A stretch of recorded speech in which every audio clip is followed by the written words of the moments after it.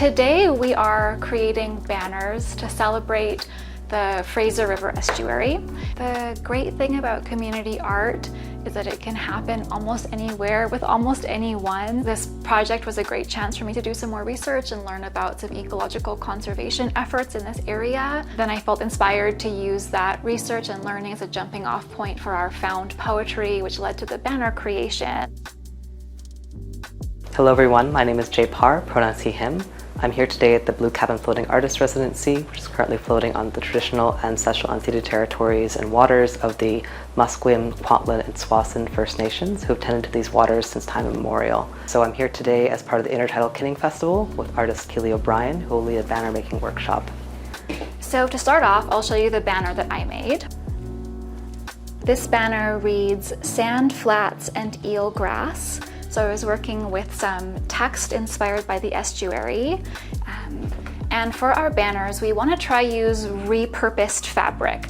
So since this project is about the estuary and ecological restoration, it feels important to try avoid buying anything new if you can.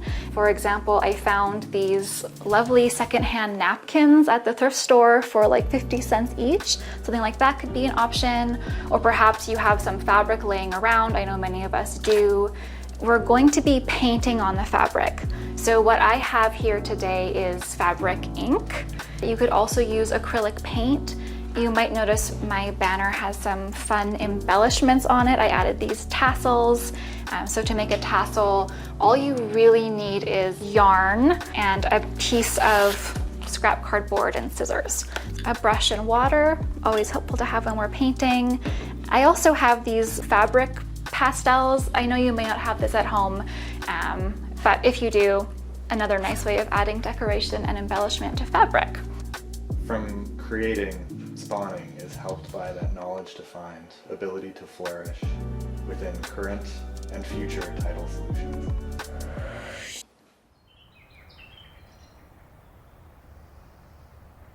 Thank you everyone for coming today. Thank you for acknowledging the lands in which we are having our beautiful Miyawaki tour today. These lands, specifically Terra Nova lands, have been so instrumental both for the inhabitants and for our Pacific flyway of birds, for the other marine and terrestrial ecosystems. Well, behind me we can see a Miyawaki forest that is 9 months old. And so within this time period, the trees are beginning to grow upwards. So basically, the minimum requirement to make it a Miyawaki forest is 100 square meters of packed, dense plants. We have our trees, we have our shrubs, we have our perennial ground cover. So we can have a little sneak peek to start right behind us. We'll see a bunch of plants flourishing. And we can have our second portion diving more into the Miyawaki method if we'd like to.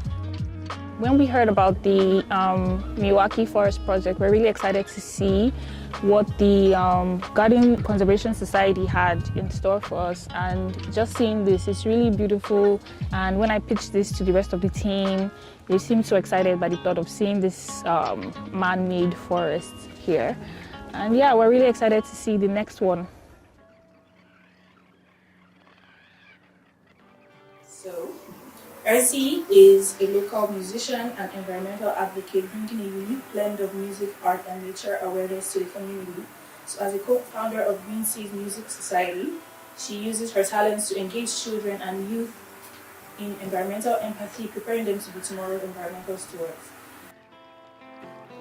Dangers lurking inside plastic bottles and cans. Also in our oceans and our lands. My name is Anthony Massa-Wilson, and I'm the Managing Director of the Blue Cabin Floating Artist Residency. I've been working with the project since 2019. The Blue Cabin has worked with sustainability scholars at UBC for 2 years running.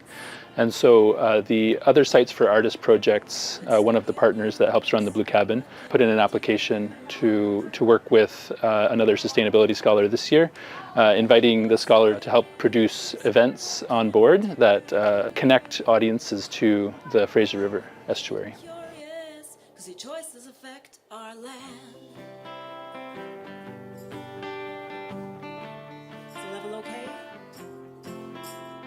My name is Desiree Patterson, and I am a visual artist located on the unceded territories of the Musqueam, the Squamish, and the Tsleil-Waututh Nations in Vancouver, British Columbia.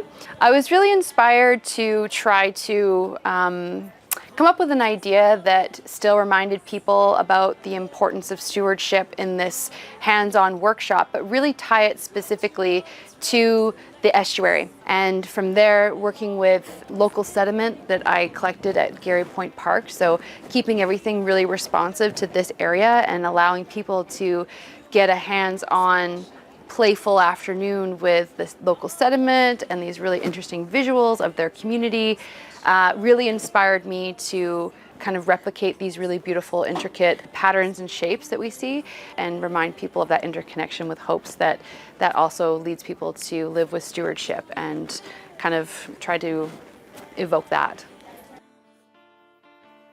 Soyez curieux que vos choix affectent nos terres.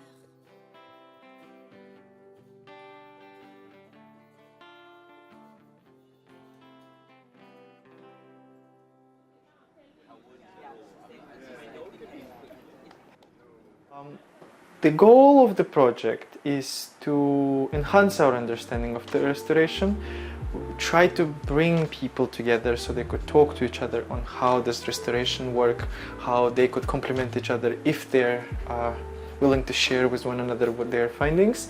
A little bit about Fraser River Estuary. There are more than 300 species of migratory and resident birds that rely on lower Fraser lands alone, but overall the recorded number exceeds 500 different birds. Hi, my name is Ihomehe. I'm a UBC Sustainability Scholar and the lead project coordinator for the Intertidal Kinning event series. I envision expanding our reach through new partnerships so that we can engage different segments of the community and meet people where they're at and inspire something in them to protect these bodies of water that serve us so much. Flooding is really common and really important in the Fraser River.